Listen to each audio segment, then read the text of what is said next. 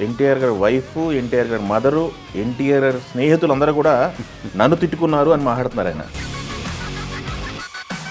ప్రశాంత్ నీల్ షూట్కి వెళ్ళేటప్పుడు మనం ఇలా ఉండాలి అని చెప్పి తనకి తాను ఒక రెస్ట్రిక్షన్ పెట్టేసుకుని అదే 15 కేజీలు తగ్గటానికి ఆయన చేసిన కసరత్తులు మొండితనం. ఎన్టీఆర్ అనేటువంటి నటుడు తెలుగు నటుడు అని చెప్పుకోవడం వరకే. భరద్వాజ గారు నిన్న ప్రశాంత్ నీల్ ఒక ఇంటర్వ్యూ ఇచ్చారు, చూసారు అది? దాంట్లో కొన్ని అంశాలు ఎన్టీఆర్ గురించి, ఎన్టీఆర్ గారి వైఫ్, ఎన్టీఆర్ గారి మదరు, ఎన్టీఆర్ గారి స్నేహితులు అందరూ కూడా నన్ను తిట్టుకున్నారు అని మాట్లాడుతున్నారు ఆయన. అదొకటి. ఎన్టీఆర్ గారి హెల్త్కు సంబంధించిన కొన్ని రివీల్ చేశారు. అవును, ఏం జరిగింది అసలు బ్యాక్గ్రౌండ్ అని చెప్పేసి. అంటే క్యారెక్టర్ ఎలా ఉండాలి అన్నదే మాత్రమే నేను చెప్పాను తనకి ప్రారంభానికి ముందే. ఎలా ఉంటుందని చెప్పాను. క్యారెక్టర్ ఇలా ఊహించుకుంటున్నాను నేను. అంటే బిహేవియర్కి సంబంధించి మాత్రమే కాదు, బాడీ లాంగ్వేజ్కి సంబంధించి, అలాగే బాడీ డిజైన్కి సంబంధించి ఈ సైజులో ఉండాలి నా హీరో అని నేను అనుకుంటున్నాను అనేది ఆయనకి ఈ కథని నెరేట్ చేసే క్రమంలో తాను ఎక్స్ప్లెయిన్ చేసినట్టుగా చెప్పుకున్నాడు ఆయన. ఓకే. అంతే తప్ప మీరు ఇలా తయారవ్వాలి అని నేను అనలేదు. అంటే చాలా సందర్భాల్లో ఇలా ఉండాలి క్యారెక్టర్ అంటే బాడీ లాంగ్వేజ్లో దాన్ని మేనేజ్ చేస్తారు. మేనేజ్ చేస్తూ కెమెరా వర్క్ ఇతర అంశాలని ఎన్హాన్స్మెంట్గా తీసుకుని ఆ ఫీల్ వచ్చేటట్టుగా కథ నడుస్తుంది. అంతే తప్ప టోటల్గా యాజ్ ఇట్ ఈజ్గా ఈయన ఊహల్లో ఉన్న రూపాన్ని అక్కడ దించక్కర్లేదు. అది జరుగుతుందని అనుకున్నాను నేను. అందుకని కొంచెం రూటెడ్గా ఆయనకు అర్థం చేయించడం కోసం ప్రయత్నం చేశాను. అయితే ఆయన ఇన్డెప్త్ దాన్ని తీసేసుకుని మనసుకు పట్టించేసుకుని ప్రశాంత్ నీల్ షూట్కి వెళ్ళేటప్పుడు మనం ఇలా ఉండాలి అని చెప్పి తనకి తాను ఒక రెస్ట్రిక్షన్ పెట్టేసుకుని, నేను ఏదైతే ఆయనకు చెప్పానో ఒక రూపం గురించి, ఆ రూపంలోకి తను మారటం కోసం ఆయన కసరత్తులు మొదలుపెట్టేశాడు. డైట్ చేశాడు, మిగిలిన కష్టాలన్నీ పడ్డాడు. నేనే చూసి ఆశ్చర్యపోయిన ఇలా జరిగింది ఏమిటి అని. అదే 4 నెలల్లో 15 కేజీలు తగ్గాడు అని చెప్పేసి చెప్పారు. అదే 15 కేజీలు తగ్గటానికి ఆయన చేసిన కసరత్తులు, ఆయన పాటించినటువంటి ఆహార నియమాలు, ఇవన్నీ కుటుంబ సభ్యుల్ని కొంత ఆందోళన పెట్టుంటాయి అనే కాంటెక్స్ట్లో వాళ్ళని తీసుకొచ్చాడు ఈయన. ఓకే. తీసుకొచ్చి ఆ షేప్లోకి వచ్చేసి నాకు కనిపించాడు ఈయన. దాంతో నేను షాక్ అయ్యాను. ఎన్టీఆర్ అభిమానిని నేను అనే మాట కూడా వాడాడు. వాడి ఇంత డెడికేటెడ్గా ఆ క్యారెక్టర్ కోసం ఆలోచిస్తాడని నేను అనుకోలేదు అని చెబుతూ ఆ సందర్భంగా ఇవన్నీ మాట్లాడి ఆయన దాదాపుగా ఈ సినిమాలో ఇంకొక డౌట్ ఉంది. అందరూ విలన్లే, ఇప్పుడు ఇతన్ని కూడా విలన్గానే ఇంట్రడ్యూస్ చేశాడు. విలన్గానే ఇంట్రడ్యూస్ అవుతాడు, విలన్గానే నడుస్తుంది కొంత సినిమా అన్నట్టుగా చెప్పాడు. ఆయన పేరు కూడా, క్యారెక్టర్ పేరు కూడా మెన్షన్ చేశారు కదా దానిలో గ్లిమ్స్లో. అవును, లూగర్ అని. అవును. ఆ లూగర్ అంటే ఏమిటి అని ఇప్పుడు జనాలందరూ సెర్చ్ చేస్తున్నారు. అది జర్మన్ స్మార్ట్ పిస్టల్. అది ఓకే. ఓకే. ఆ పిస్టల్ పేరుని ఇక్కడ వాడారు.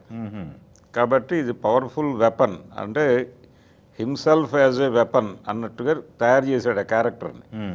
ఆ డైలాగ్లో కూడా అదే ఉంటుంది. అంటే ట్రిగ్గర్ మీద వేలు పెట్టే వరకే, పెట్టిన తర్వాత ఇంకా ఆలోచనలు ఉండవు, అది పని జరగటమే అనేది ఒకటి. తర్వాత నేను ఎవరినైతే వేసేస్తానో వాళ్ళు కళలోకి రారు, నా కళలోకి రావడానికి ప్రయత్నం చేయకు అనే డైలాగ్ ఒకటి. ఇలాంటి పవర్ఫుల్ డైలాగ్స్, పవర్ఫుల్ ఎక్స్ప్రెషన్స్తో ఒక రగ్గడ్ బ్యాక్డ్రాప్లో ఇప్పటి వరకు జనాలు చూడనటువంటి ఎన్టీఆర్ అయితే చూపించబోతున్నాడు.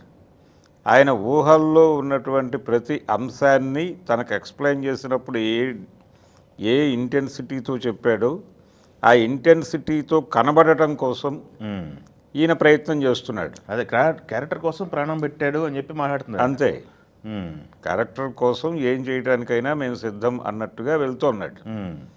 ఈ డెడికేషన్ చూసి ఆయన అభిమానులు అలాగే ప్రశాంత్ నీల్ కూడా ఈ డెడికేషన్ నన్ను మరింత కమిట్ చేస్తోంది ఈ సినిమాకి, అంటే ఇంకొంత జాగ్రత్తగా వెళ్ళాలి, ఒళ్ళు దగ్గర పెట్టుకోవాలి, లేకపోతే ఇంత కష్టము నిష్ప్రయోజనం అయిపోతుంది అది కాకుండా చూడాల్సినటువంటి బాధ్యత ఇప్పుడు నా భుజాల మీద ఉంది అని తను రెస్పాన్సిబిలిటీ తీసుకుంటున్నట్టుగా మాట్లాడాడు.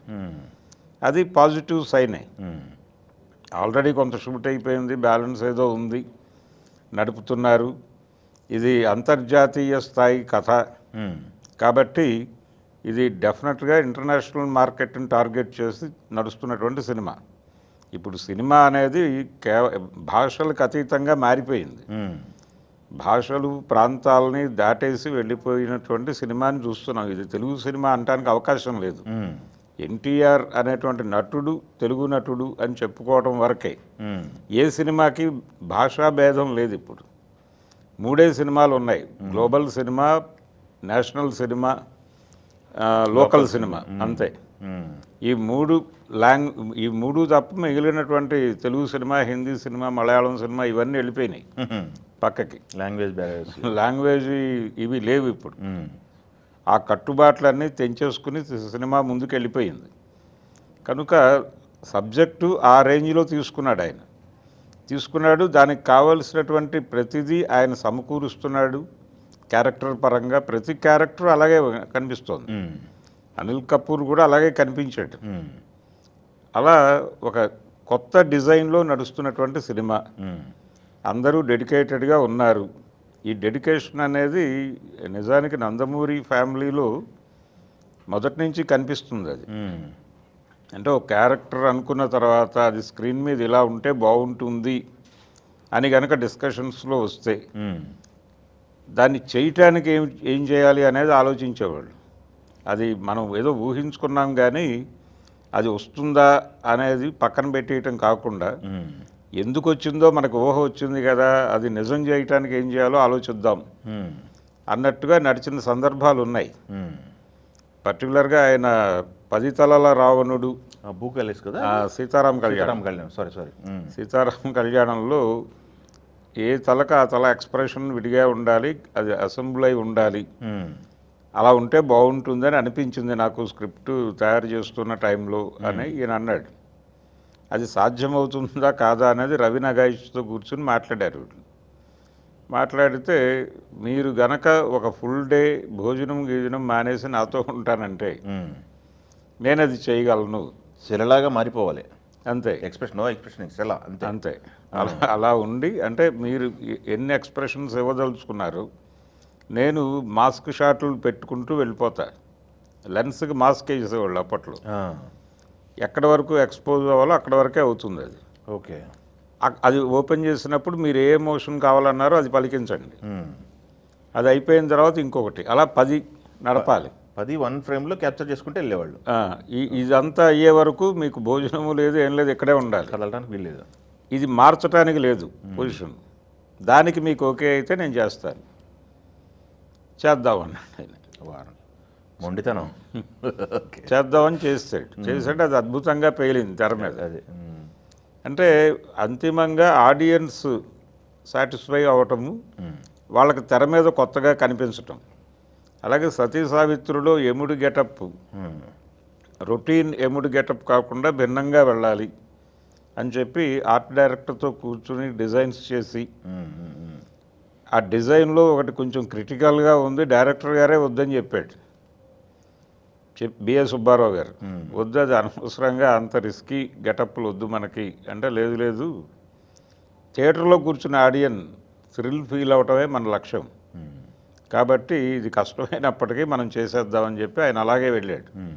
ఎన్నో మొన్న సోషల్ మీడియాలో ఆ స్టిల్ పెట్టి చర్చలు జరిగినాయి. ఓకే.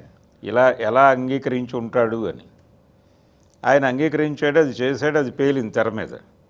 కాబట్టి ఆ డెడికేషన్ ఏం చేయటానికైనా సిద్ధపడే పరిస్థితి. అలాగే డైరెక్టర్ గనక ఒకసారి ఫిక్స్ అయ్యి ఇది వర్కౌట్ అవుతుంది అని సీరియస్గా ఫీల్ అయితే అతనితో మాట్లాడతారు వీళ్ళు. బాలకృష్ణ గారు కూడా అంతే. అంటే మీరు బలంగా నమ్ముతున్నారా అనేది ఒకటే అడుగుతారు. నేను చేయగలనా లేదా అనేది పక్కన పెట్టండి. మీరు బలంగా నమ్ముతున్నారు కదా ఇది వర్కౌట్ అవుతుందని, అయితే చేసేద్దాం. ఇంకా మీరు అనవసరంగా ఇంకో ఆలోచన పెట్టుకోవద్దు. మీరు ఏమనుకుంటున్నారో నాకు చెప్పండి, నేను మీకు ఇస్తా. అది ఈ ధోరణిలోనే వెళ్తారు వీళ్ళు. ఓకే. అదే ధోరణి ఇక్కడ కనిపించింది. కనుక ఒక రకమైన మొండితనం లేదు మూర్ఖత్వం ఏదనుకున్నా కానీ. అఫ్ కోర్స్ డెడికేషన్ దానికోసం క్యారెక్టర్ Dedication కోసం అంతే. డెడికేషన్. రెండోది తను చాలా ఇదిగా హంగ్రీగా ఉన్నాడు, ఆకలిగా ఉన్నాడు. ఒక రకంగా వార్ 2 అనేది డిసప్పాయింట్ చేసింది. ఒక బిగ్గర్ ఏరియాలో మనం ఓపెన్ అవుతున్నాము అనే ఉద్దేశంతో ఆ ప్రాజెక్ట్ సైన్ చేశాడు తను. తీరా అది ఇబ్బంది పెట్టింది. ఆ ఇబ్బంది నుంచి బయటకు రావాలి, అభిమానుల్ని బయటకు తీసుకురావాలి. ఈ 2 బాధ్యతలు భుజానేసుకుని ఈ ప్రాజెక్ట్ కోసం డెడికేట్ అయి కష్టపడుతున్నాడు. అంతే తప్ప అదేదో లూజ్గా వదిలేయటం కాదు. ఓకే. ఇది రెస్పాన్సిబిలిటీ. అతని రెస్పాన్సిబిలిటీ చూసి ఈయన రెస్పాన్సిబుల్గా ఫీల్ అవుతున్నాడు ఇప్పుడు ప్రశాంత్ నీల్.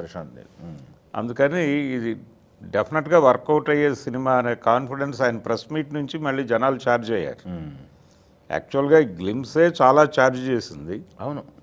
ఆ గ్లిమ్స్ తర్వాత ఈయన మాట్లాడిన ప్రెస్ మీట్లో మాట్లాడిన ప్రతి అంశం కూడా జనాలను విపరీతంగా ఛార్జ్ చేసే పద్ధతిలోనే నడిచింది. ఓకే. అది వాళ్ళ ఆ interview behind the screen. Okay, thank you.